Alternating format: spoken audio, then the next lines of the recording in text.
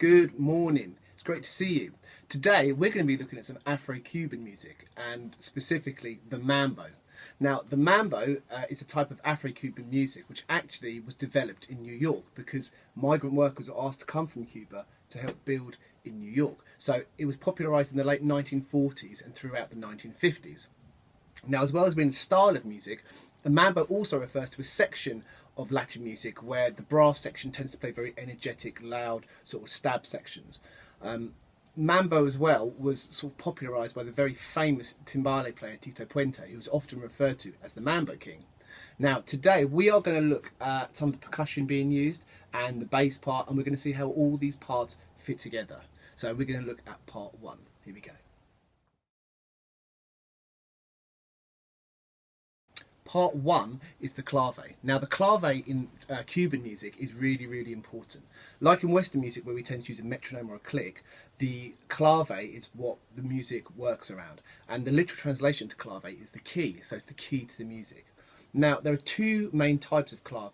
We can have the son clave, which is the older version of the clave, and the newer version, which is the rumba. We're not going to talk about the rumba today because we are going to be using the son clave. Now, there's two ways you can play the clave, either 3-2 or 2-3. So it just depends which way around you play the rhythm. So the 3-2 son clave has 3 beats, then 2. So it goes like this. 1, 2, 3, 1, 2. 1, 2, 3, 1, 2. And then if we take those bars and swap them over, we then get the 2-3 clave. So it sounds like this. 1, 2, 3, 4, rest. 1, 2, 1, 2, 3, 1, 2, 1, 2, 3. Now the clave had two little pieces of wood, and actually it was sailors coming over in ships, and they'd use shipping pegs to start with, and you hold them and bang them together. Now unfortunately I don't have a pair with me today, but basically when you'll hit the start of the track later on is you'll hear that clave playing. So the clave pattern you're going to hear is, like I say, the 2-3. Rest. 1, 2, 1, 2, 3, 1, 2, 1, 2, 3.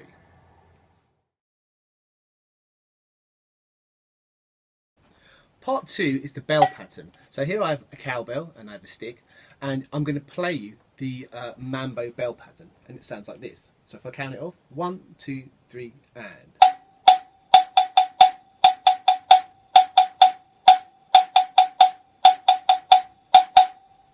So that bell pattern plays over the clave. Now, in a lot of this Cuban music, it tends to be used lots of Latin percussion, things like congas, things like the clave, bongos, shekarays. So later on you'll see me play it on the drum set. So what drums have done is sort of taken those rhythms played on different instruments and orchestrated them onto the drum set. So you'll see me playing the cowbell pattern, and then my left hand's going to play little fill sort of style in between what's going on there. But the important thing that the bass drum plays is what we like to call the kick of the clave. Now the kick of the clave is the and the 2. 1, 2, 3, 4. 1, 2, 3, 4. 1, 2, 3, 4. So you'll hear me picking that pushed, syncopated beat out when I'm playing the bass drum today. And that leads me nicely onto the bass part. Part 3 is looking at the bass. Now, the bass in Afro-Cuban music plays a rhythm that we've referred to as the tumbao. Now, the tumbao is a figure that's also played on the conga drums, and it's also something that we pick up with the drum kit if we're playing drum kit with it. Like I was just saying, that kick of the clave is on the and. So the way this tumbao works is it basically uses the root, fifth and octave, so like a power chord would be. But the rhythm is very, very syncopated. So we are going to play it in A major. So for bass players, that's your first finger on starting on the 5th fret. Then the 5th interval goes up to the E, which is the 7th fret on the 2nd string, on your A string.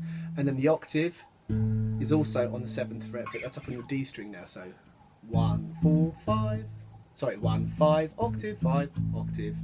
Now the rhythm, the tumbao itself goes like this. 1, 2, 3, and 1, 2, 3, 4. 1, 2, 3, 4. 1, 2, 3, 4. 1, 2, 3, 4.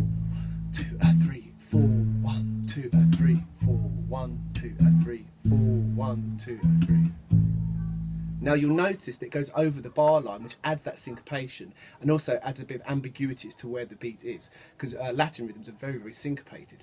And it's this tumbao, along with the clave, that holds it all together. Now we're going to go on to the last part.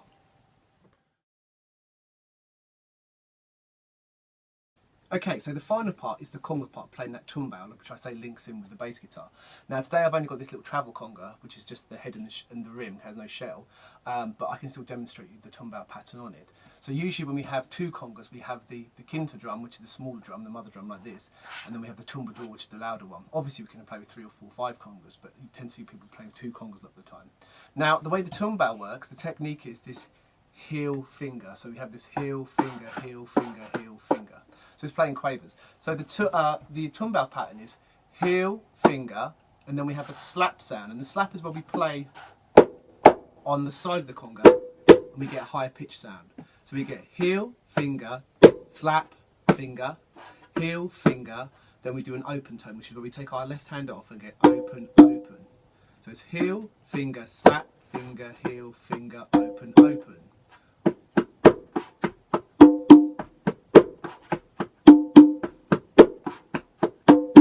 And if we think about the clave, bat, bat, bat, bat, bat, and then the bass guitar playing the tumbao, boom, boom, boom, boom, boom, boom, bum, bum, ba-dum, bum, bum, bum, ba-dum, bum, bum, bum, ba-dum, bum.